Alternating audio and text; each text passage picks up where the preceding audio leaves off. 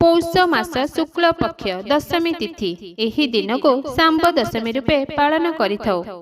जेउ जगार पूजा करिवे सेही जगह को भल भावे धोइबे, सेठारे चिता पकाइबे और सूर्य को चित्र मध्य करिवे। सूर्य को जल अर्घ्य देला बेले पूर्व आड़ को मुह करी सूर्य को जल अर्घ्य देबे। पूर्व आड़ को मुह करी मध्य पूजा करिवे। फूल देई सजाइबे। 7टी बाइगण पत्र पकाई भोग बाढ़िबे। जाऊ, डालमा, आरिसा पिठा, मकर चाउल इत्यादि। डालमारे बाइगण पड़े नहीं, जेहेतु बाइगण पत्र रे भोग बड़ा हुए सेथिपई डालमारे बाइगण पड़े नहीं। 3 धूपरे सूर्य को अर्घ्य देबे।